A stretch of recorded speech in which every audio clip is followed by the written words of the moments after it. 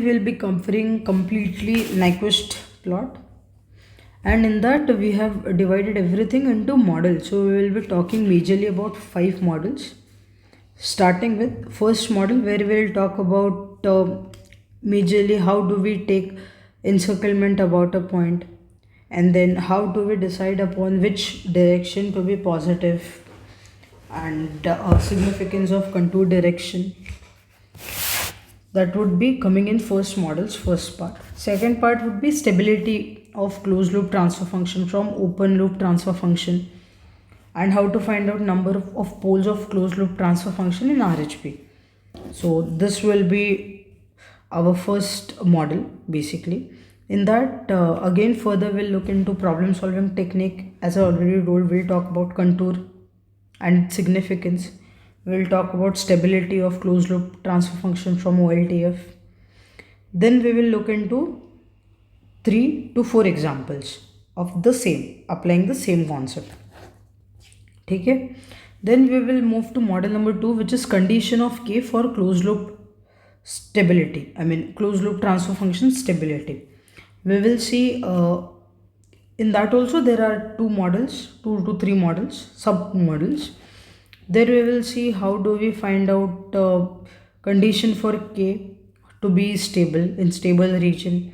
We will see one of the shortcuts in that.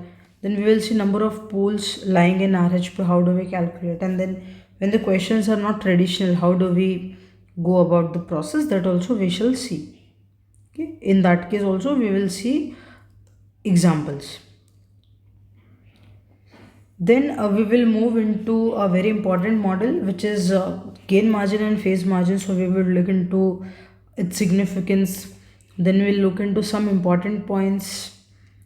What is minimum phase system, non-minimum phase system, type A, type B, and then when can we apply certain shortcuts to which all systems. We'll see concept of omega PC, omega GC relation, and how do we determine stability of minimum phase system and non-minimum phase system type A. That also we shall see. Then we will see when do we apply, okay, how do we come about conclusion of GM. We'll see when gain margin can be 0. We'll see when it will be infinity, when it will be finite, that also we'll see. Then one more model we'll be discussing where we'll talk about gain margin and phase margin of Bode plot. Okay, that also we shall discuss. Then we'll talk about model 4, which is shortcut. Shortcut meaning not exactly shortcut, but calculation of GM and PM from the graph. Okay, that also we shall see, and we'll see some examples again based on that. And the last model which we shall see would be sorry, not the last model, but one of the models which we shall see would be concept of gain margin, phase margin, and transportation delays involved. We'll see problem based on that. And then we will wrap this discussion by understanding fifth model, which is how to draw polar or Nyquist plot. Okay, and then we will quickly discuss. In that we will see 3 cases, and then we will see some important points to always keep in mind, and with that we shall wrap the discussion. Okay, so let's move on to the first model. Number of encirclement and stability of closed loop system. In that we shall first see कि मान लीजिए आपको number of encirclement about any point पूछा गया है, any point पूछा गया -a, 0. तो कैसे करोगे ना, आप क्या करोगे, सीधा सीधा GSHS को you will equate it to -a. Okay, then what you will get GSHS a plus GSHS is equals to 0. ठीक है, ये आपको मिल जाएगा. सही है ना. तो यही आपको देखना है basically. That's how you will calculate number of encirclement. अभी कैसा कैलकुलेट करोगे अपन देखेंगे प्रॉब्लम सॉल्विंग टेक्निक में. तो सबसे पहले ना डायरेक्शन ऑफ कंटूर देखना पड़ेगा, और ओरिजिन इंक्लूडेड है कि नहीं. By default direction of contour यार क्लॉकवाइज होता है, और एंटी क्लॉकवाइज को अपन रेफरेंस पॉजिटिव मान लेते हैं यूजुअली. इसका मतलब क्या होता है अपन देखते हैं. तो उसके कारण क्या होता है ना, हाँ तो मैंने बोल दिया आपको. तो फर्स्ट स्टेप आप समझ के डायरेक्शन ऑफ एस कंटूर आप पहले फाइंड करोगे. डिफ़ॉल्ट आप लोगे और आप चेक करोगे प्रॉपर्ली कि ओरिजिन इंक्लूडेड है कि नहीं। अगर मान लीजिए ओरिजिन इंक्लूडेड है तो ओरिजिन में जो पॉइंट्स है वो भी यू विल ऐड ऑन, है ना, वो भी कंसिडर करोगे। उसके बाद वाली स्टेप रहेगी कि किस पॉइंट के अबाउट पूछ रहा है encirclement. You will equate that and you will make that whole thing equals to 0। And encirclement क्या होता है? रेफरेंस एनसर्कलमेंट एंटी क्लॉकवाइज है क्योंकि कंटूर का क्लॉकवाइज था। N is equals to P C minus Z C. ठीक है, PC क्या है? Open loop poles. Z C क्या है? Close loop poles. Now we shall see what we mean by contour and spline. तो कंटूर दो टाइप के हो सकते हैं। मैंने कहा कि ओरिजिन को एनसर्कल कर भी सकता है, नहीं कर सकता है, बट अपार्ट फ्रॉम दैट उसका जो इंसर्कलमेंट है दैट कैन बी क्लॉकवाइज और एंटी क्लॉकवाइज। अगर क्लॉकवाइज है तो हम रेफरेंस, अगर हमने एंटी क्लॉकवाइज मान लिया तो N is equals to P C minus Z C, है ना। और अगर एंटी क्लॉकवाइज है और हमने रेफरेंस क्लॉकवाइज मान लिया तो फिर भी N is equals to P C minus G C. कहने का मतलब अगर ऊपर वाला और नीचे वाला कंटूर और इंसर्कलमेंट अगर ऑपोजिट है तो पी सी माइनस जी सी पॉजिटिव होगा। अगर क्लॉकवाइज कंटूर है और आप क्लॉकवाइज को ही पॉजिटिव मान रहे हो तो N will be Z C minus P C. Similarly contour anticlockwise है और आप एंटी क्लॉकवाइज को ही पॉजिटिव मान रहे हो तो N is equals to Z C minus P C. ठीक है, ये आप समझ गए। इसलिए और बाय डिफ़ॉल्ट जब कुछ नहीं देता है तो हम कंटूर को क्लॉकवाइज मानते हैं और एनसर्कलमेंट एंटी क्लॉकवाइज मानते हैं। तो N is equals to P C minus Z C unless and until anything is mentioned. ठीक है, नाउ क्लोज लूप स्टेबिलिटी, ये हम पोलर प्लॉट से अंडरस्टैंड कर लेते हैं। तो क्या होता है ना, पोलर प्लॉट कुछ होता है उसका हमको एनसर्कलमेंट देखना होता है। तो ओपन लूप ट्रांसफर फंक्शन के लिए we look around for encirclement around 0,0 and for close loop transfer function stability we look for encirclement about -1,0। ठीक है, तो एन आपको समझ गया और हम एंटी क्लॉकवाइज को पॉजिटिव लेते हैं by default. So n is equals to P minus ZC, where P is what? Open loop poles and ZC is what? Closed loop poles. तो अगर आपको stability of close loop transfer function find करना है तो basically what does it mean? It means that we will find number of poles, will find ZC अगर more than 0 है, meaning what? Close loop poles lying on the right hand side of the plane, meaning closed loop stability basically. तो will try looking at ZC and हमको वो PC कैसे मिलेगा? PC तो open loop poles है ना। PC हमको N is equal to PC minus ZC about origin. तो ओपन लूप के हमको PC मिल जाएगा। ओपन लूप का poles is PC, open loop का 0 से ZC, अगर आप एनसर्कलमेंट अबाउट 0,0 देख रहे हो तो।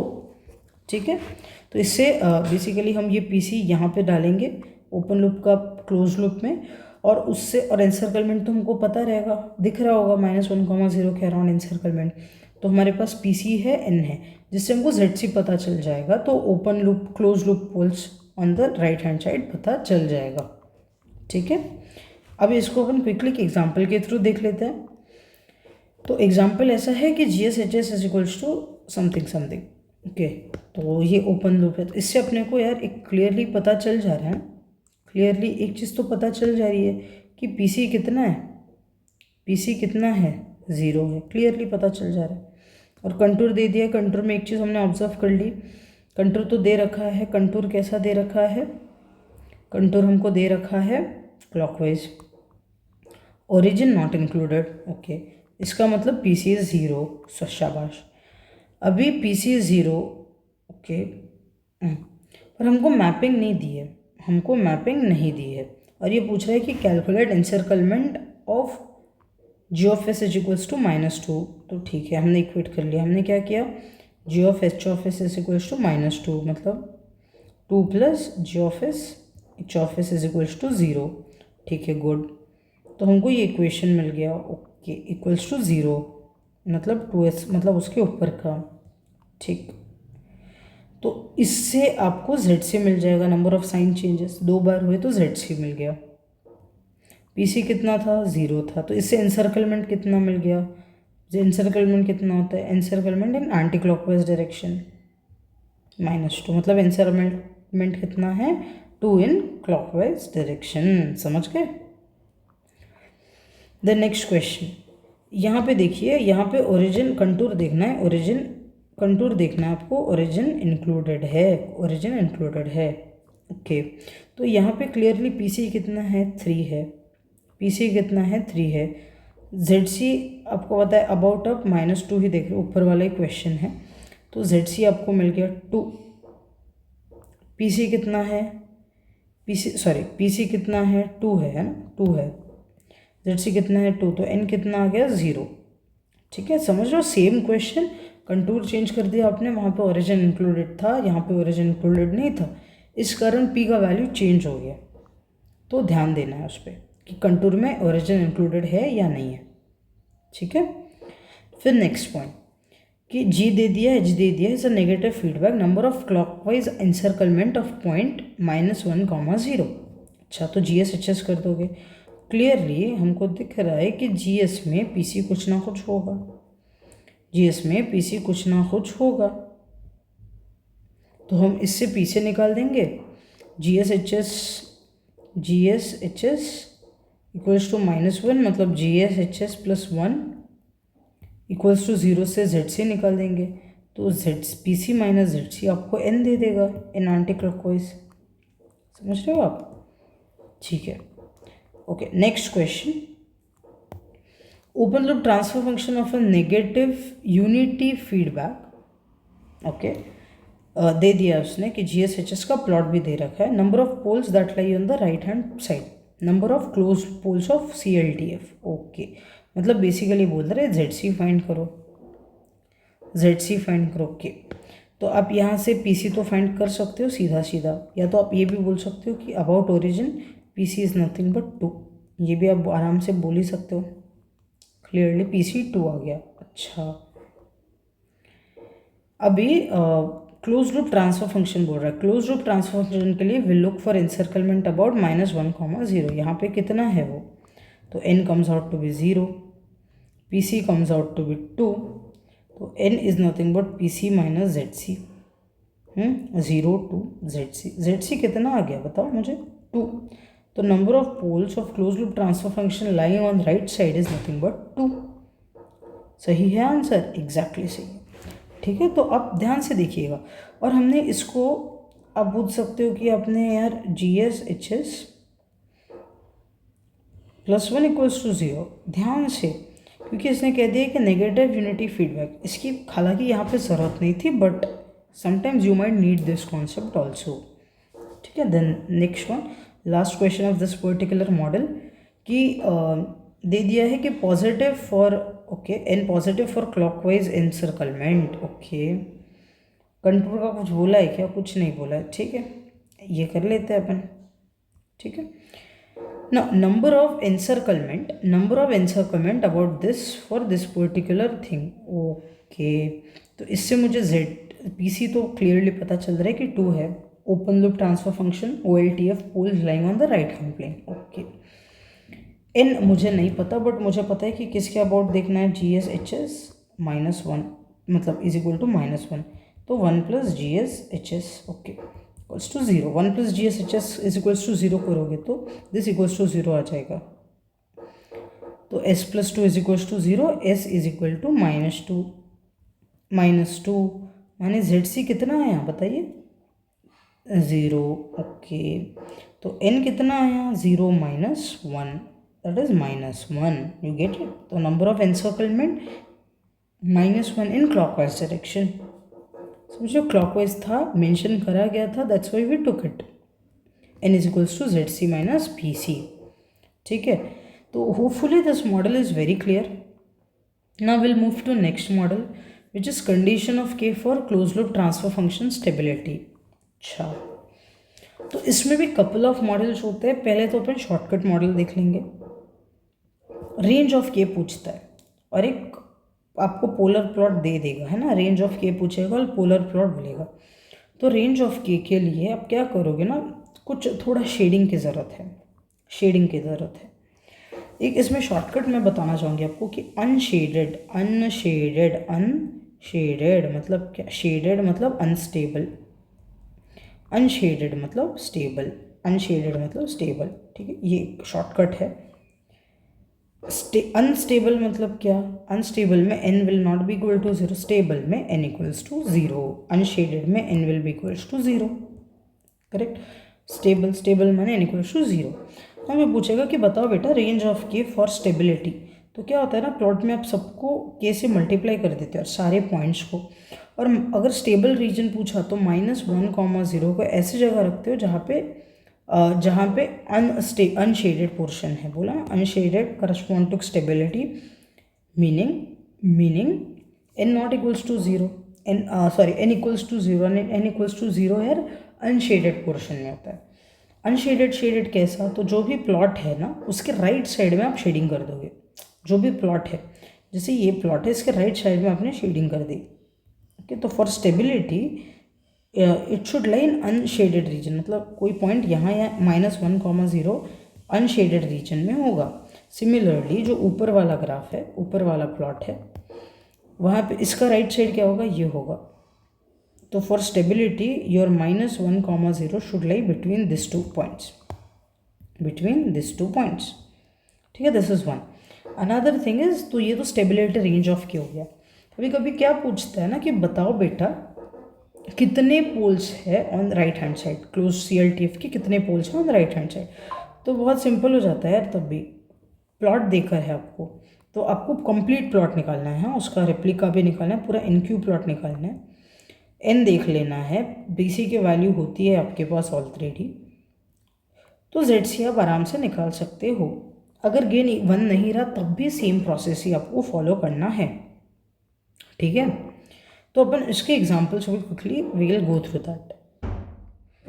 Okay, so let's look at the first model कि बेटा यहाँ पे आपको पूछा है कि number of poles on right hand, number of CLTF के right hand close loop poles, ठीक है, CL poles in right half of plane. इसमें क्या होगा ना, आपको पोलर प्लॉट दिया है और बता दिया गया है कि polar plot is stable. Polar plot is stable मतलब क्या, PC इज 0, अच्छा, और -1 के अबाउट इंसर्कलमेंट दे दिया है, मतलब n is nothing but how much 2, clockwise में दिया है, क्लॉकवाइज अपना एंटी क्लॉकवाइज पॉजिटिव मान के चलो तो -2, PC -ZC, PC की वैल्यू कितनी है 0, का मतलब ZC कितना हुआ 2, on right side for close loop is what 2, समझ गए। उसके बाद टाइप नंबर 2 मॉडल में रेंज ऑफ के, स्टेबिलिटी के लिए रेंज ऑफ के, इसमें अपन ने बोल दिया था कि इसका राइट साइड आप मार्क करेंगे सबसे पहले, इसका राइट साइड क्या होता है, ये हो गया इसका राइट साइड इसका ये हो गया। अब अपन क्या कह रहे हैं कि अनशेडेड मतलब stable, stable n equals to 0, unshaded माने स्टेबल का मतलब क्या हो गया, ये स्टेबल रीजन है, -1,0 यहाँ होगा, तो 0.2 के ग्रेटर देन 0.1 के, ठीक है। तो क्या हो गया 0.2 0.1, मीनिंग क्या हो गया 2 के 1, के लाइज बिटवीन 1 to 2, ऐसा कुछ हो रहा है क्या, हाँ, अगर ऐसा पकड़ो तो के लाइज बिटवीन 1 to 2, समझ गए, that's how you do it. तो यहाँ पे कंक्लूडिंग पॉइंट क्या निकल आता है ना कि अगर open loop transfer function, close loop transfer function range of के पूछा गया है तो अपना शेडेड अनशेडेड कॉन्सेप्ट से जाओ, नंबर ऑफ पोल्स पूछा गया है तो चुपचाप से ड्राइंग बनाओ और एक साइड को देखना है ना, ऊपर, इधर ऊपर वाला देखो नीचे वाला देखो, बस दोनों नहीं देखना है, ये ध्यान में रखना है आपको। मॉडल नंबर 2 भी cover. Now model number 3, most important model, gain margin and face margin.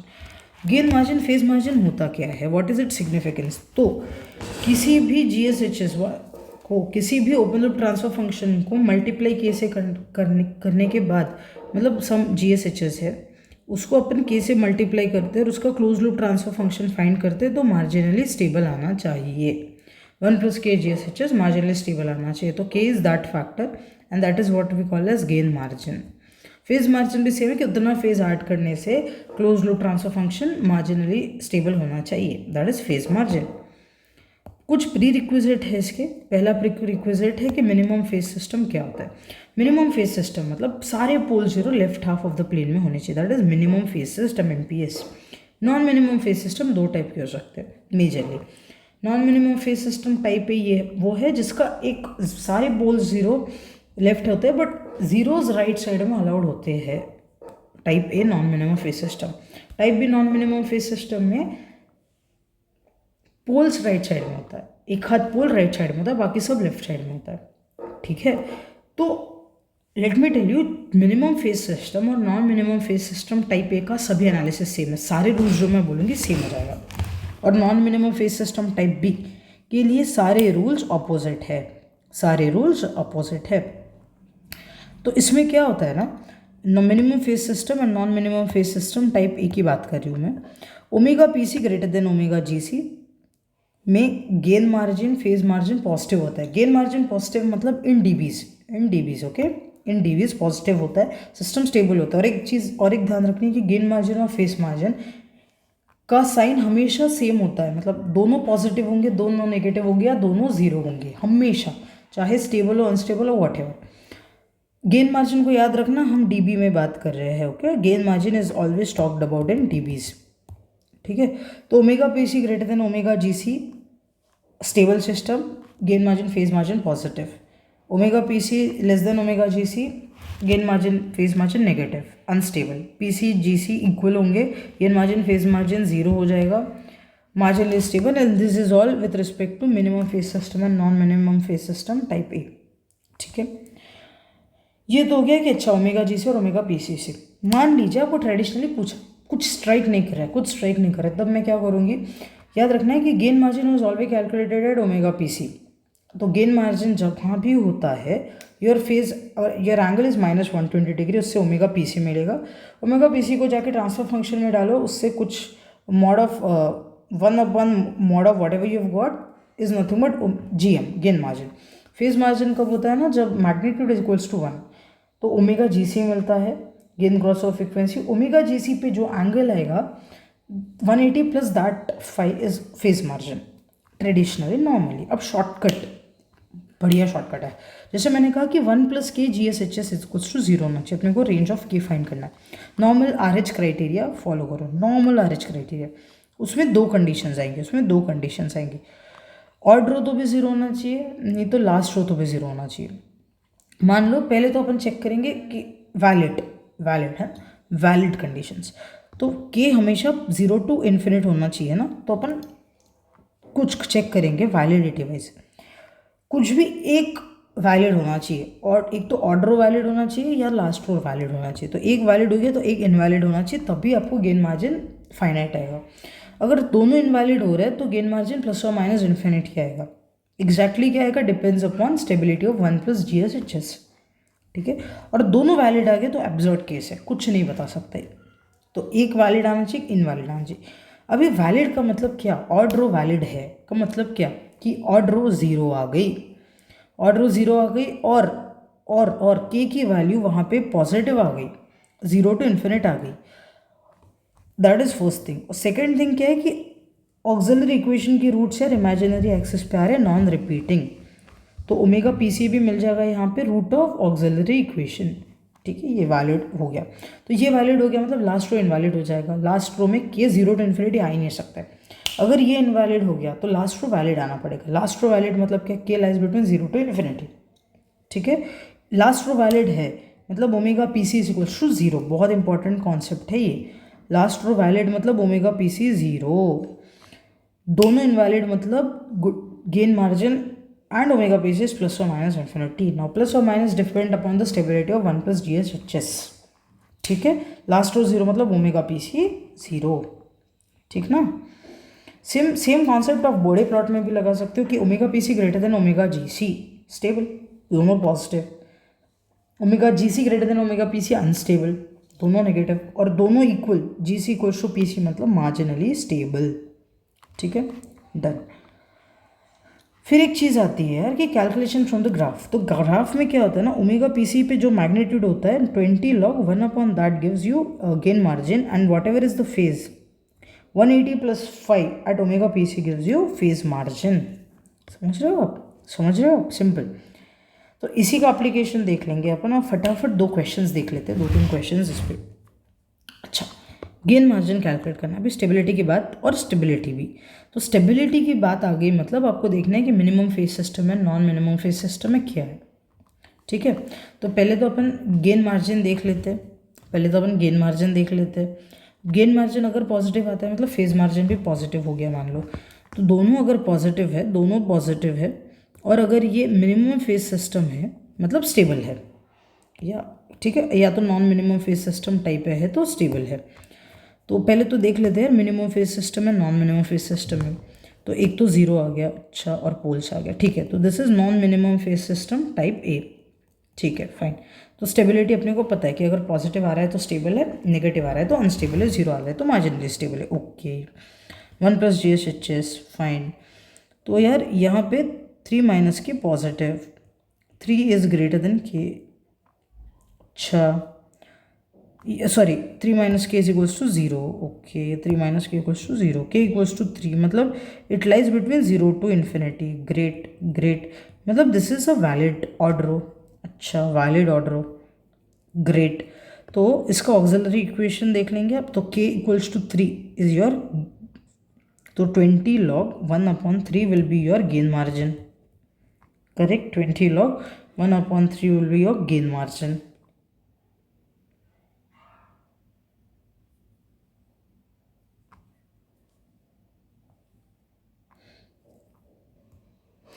No, one mistake here. So 20k = 3 can be your gain margin, okay? K = 3 can be your gain margin. So 20 log 3 can be your gain margin only when auxiliary equation पे upon omega P सी मिल जाएगा। तो omega P अपने को मिल गया, इसमें उसमें क्या हो गया, पोल्स एट जे ओमेगा एक्सेस पोल्स मिल गए, नॉन रिपीटिंग पोल्स। तो ये अपने को ओमेगा पी सी भी मिल गया एंड जी एम वैलिड भी आ गया, ठीक है। और and since it is positive, it is a stable system, it is a stable and non minimum phase, जैसे अपन ने बात कर ली थी पहले, स्टेबल सिस्टम है। फिर से और एक एग्जांपल आपके पास है कि बेटा बता दो। तो यार इसका तो बहुत ही सिंपल शॉर्टकट होता है ना, order 3, that internal product is equals to external product is equals to external product. तो के का वैल्यू अपने को मिल गया 8, तो 20 log 8, this is positive, this is positive. Gain margin है कि नहीं कैसे पता चलेगा, रूट बी से पता चलेगा। तो रूट बी, ओके, स्टेबल है कि स्टेबल है कि नहीं, तो पहले तो देखना होगा। ये तो नॉन मिनिमम फेज सिस्टम है, minimum phase system plus gain margin positive, मतलब क्या, स्टेबल सिस्टम, स्टेबल सिस्टम के, सुपर्ब सुपर्ब। फिर एक देख लेते हैं यार इसमें, ये वाला क्वेश्चन भी देख लेते हैं। तो इसमें क्या हो रहा है कि ऑड रो तो इनवैलिड है, अच्छा। 2 + k = 0, k = -2, k must lie between 0 to infinity for it being valid। तो k = -2 मतलब तो इनवैलिड ही हो गया, सीधा ही सीधा इनवैलिड हो गया, क्योंकि ये इनवैलिड है दोनों, ऑर्डर और ये दोनों इनवैलिड है, मतलब gm क्या होगा, प्लस और माइनस इन्फिनिटी, कुछ तो होगा, कुछ तो होगा। तो अपन यार स्टेबिलिटी ऑफ 1 + GSHS देख लेते हैं। स्टेबिलिटी ऑफ 1 + GSHS देखते हैं तो वो स्टेबल आ जाता है, मतलब क्या, GM is plus infinity straight away, ठीक है। तो ये मॉडल भी अपन ने कवर कर लिया। नाउ ट्रांसपोर्टेशन डिले जब होता है तब गेन मार्जिन, फेज मार्जिन, बिल्कुल ट्रेडिशनल अप्रोच से जाना है। सबसे पहले तो अपन फेज मार्जिन, गेन मार्जिन देखते हैं, ओमेगा पी सी। तो omega P C can be calculated where angle of GSHS is equals to -180 degrees, ठीक है। -0.1, एस मतलब क्या, एस मतलब क्या, पाई लेट्स से, या 180/पाई ले लो, -90 is equals to -180 since we are talking in degrees. इससे अपने को क्या मिल जाएगा, ओमेगा पी सी, यहाँ पे ओमेगा पी सी मिल जाएगा। ओमेगा पी सी को उसमें डालेंगे आप, तो आपको 1/GM and inverse of that will give you GM in dB। And for PM will calculate omega P C. Omega P C मतलब क्या, mod of 1/ω is equal to 1, omega P C comes out to omega G C comes out to be 1 actually. Omega G C 1 आ गया तो इस पे उसका angle calculate करेंगे, इस पे इसका एंगल कैलकुलेट करेंगे। एंगल कैलकुलेट करना कोई मुश्किल बात थोड़ी ना, whatever angle you get 180 plus of that angle will give you P M simply, है ना। तो बिल्कुल ध्यान से पैनिक नहीं करना है ना इसमें। When transportation delay is allowed, आपको बस 2-3 चीज़ों का ही ध्यान देना है। फर्स्ट थिंग इज कि यार how do you take the angle, angle calculation आप कैसे कर रहे हो, और पैनिक नहीं करना है। 2 चीज़ बिल्कुल एकदम आराम से ध्यान में रखना है, ठीक है। फिर अभी जो शॉर्टकट हमने देखा था कि ग्राफ प्लॉट से कैसे, तो यहाँ पे ना पोलर प्लॉट दिया है फॉर k इक्वल्स टू 10, तो पहले तो polar plot corresponding to k equal to 1 बना लो, ठीक है। तो अपन ने बाई 10 कर लिया। अच्छा, तो अपन ने क्या देखा था कि ये सपोज मान लीजिए, तो ये क्या है 0.01 k, तो 20 log inverse of that 1/0.01 k कितना बोल रहा है वो 40 कैलकुलेट कर लो यार k के वाले क्या है उसमें। फेज मार्जिन क्या है, ये -150 दिया तो 180 minus 150 is nothing but 30 degree is nothing but phase margin, खत्म। ये मॉडल भी यहीं पे परास्त। अपने 4 मॉडल हो गए, इंसर्कलमेंट वाला देख लिया अपन ने, स्टेबिलिटी वाला देख लिया, कंडीशनल ऑन के देख लिया, गेन मार्जिन फेज मार्जिन वाला कॉन्सेप्ट देख लिया, and number of poles on the right hand side कैसे प्लॉट से पता करते हैं वो भी देख लिया। अब देखना है कि how do we draw polar plot और नाइक्विस्ट प्लॉट। बहुत सिंपल है यार। पहले तो ओमेगा इक्वल्स टू 0 और इन्फिनिटी पे फेज और मैग्नीट्यूड का कैलकुलेट कर लो। फिर देखो प्लॉट में कि अगर पोल आपके एक्सिस के पास है, जो ओमेगा एक्सिस के पास, तो यार स्टार्टिंग क्लॉकवाइज होगी, 0 है तो स्टार्टिंग, हम स्टार्टिंग की बात करें, स्टार्टिंग डायरेक्शन एंटी क्लॉकवाइज होगी, ठीक है। फिर E0 माइनस E0 माइनस ई इन्फिनिटी, ये एंगल से, हाँ 50 माइनस 5 इन्फिनिटी, अगर ये पॉजिटिव हो गया तो क्लॉकवाइज होगा एंडिंग डायरेक्शन, और नेगेटिव हो गया तो एंडिंग डायरेक्शन एंटी क्लॉकवाइज होगा, सिंपल। इससे अपने को पोलर प्लॉट मिल जाएगा, इससे अपने को पोलर प्लॉट। नाइक्विस्ट प्लॉट क्या होता है ना, पोलर प्लॉट मतलब नाइक्विस्ट प्लॉट क्या होता है ना, कंटूर के हिसाब से देखो, 0 to π/2, π/2 to -π/2, -π/2 to 0 and 0 to 0 plus. S1 ये पोलर होता है, और ये पोलर होता है जो नीचे वाला होता है S3, that is mirror image of polar about real axis, ठीक है। ये तो हो गया। अब π/2 से -π/2 एंड -π/2 से π/2, मतलब रीजन 2 एंड रीजन 4 कैसे है ना, रीजन 2 के लिए limit S S is equals to limit R tends to infinity RE⁻J∅ S2 मिल जाएगा। और जो S4 रीजन है उसके लिए मतलब S equals to limit R tends to 0 RE⁻J∅, उससे आपको ये मिल जाएगा। मतलब this basically helps us for including, इतना सब करने की जरूरत नहीं, इनक्लूजिंग। तो लास्ट वाला जितना नंबर ऑफ इनक्लूजिंग कैसे करोगे ना, ultimate इनक्लूजिंग depends upon the type 0 है, नॉन जीरो सॉर्टेड है, नॉन जीरो सॉर्टेड है। n पाई जितना टाइप है उतने एनसर्कलमेंट होंगे, कहाँ से, G(0 माइनस से G(0 प्लस), यही डायरेक्शन होगा। अगर ये टाइप 0 है तो फिर बचेगा कि नंबर ऑफ पोल ज़्यादा है, नंबर ऑफ जीरो ज़्यादा है। अगर नंबर ऑफ पोल ज़्यादा है तो encirclement m minus n into pi होगा, number of poles minus number of zeros minus number of poles into pi, अगर जीरोज पोल से ज़्यादा है तो। And that will be from G plus infinity to G minus infinity. और अगर poles zero से ज़्यादा है तो G प्लस प्लस शॉर्ट कर दो एंड 0 माइनस प्लस शॉर्ट कर दो, खत्म। तीनों के अपन एक एक केसेस देखेंगे, मतलब एक एक एग्जांपल देखेंगे, है ना। तो let's see the first type कि यार टाइप नॉट इक्वल टू 0 है ना, टाइप्स नॉट इक्वल टू 0। तो यहाँ पे कितना है टाइप, ठीक है, यहाँ पे कितना है टाइप, मान लीजिए टाइप नॉट इक्वल टू 0, तो यहाँ पे टाइप 3 है, और ये उसका प्लॉट आ गया, 0 प्लस से स्टार्ट करा, ऐसा कुछ प्लॉट था, एंड ये 0 माइनस है, माइनस से प्लस अपन ने बोल दिया है, माइनस से प्लस। अच्छा, अब तो ये भी बोल सकते कि माइनस से प्लस ऐसा क्यों नहीं गया,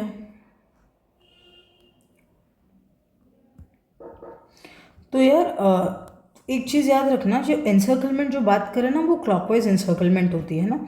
तो अपन ने बात कर ली कि जब टाइप नॉट 0 है, जब टाइप नॉट 0 कैसे पता चल रहा है आपको कि टाइप नॉट 0 है, टाइप नॉट 0 है, तो इन्फिनिटी पे देख लो यार, इन्फिनिटी पे फाई कितना है, इन्फिनिटी पे फाई कितना है 270, सॉरी जीरो पे फाई कितना है 270, 270 मतलब क्या, n इक्वल्स टू 3। तो माइनस से प्लस इन क्लॉकवाइज डायरेक्शन, तो 1 टाइम 2 टाइम 3 टाइम, ठीक है, सिंपल। अब मान लीजिए टाइप तो जीरो है but number of poles greater than number of zero, तो अपन ने क्या बोला कि infinity plus shorted with infinity minus in clockwise direction m minus n into pi, number of zeros minus number of poles.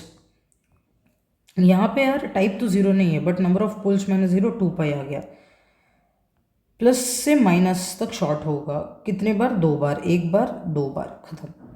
फिर type zero है but poles are greater than zeros, number of poles are greater than number of zeros, तो यार G zero plus zero minus short होगा, infinity plus infinity minus short होगा, खत्म, बात खत्म, chapter इधर ही फिनिश हो जाता है। कुछ इंपॉर्टेंट चीज़ें यार, तो अपन ने क्या देखा प्लॉटिंग में, बस 2 ही 3 चीज़ें है कि m zero m infinity omega zero omega infinity calculate करो।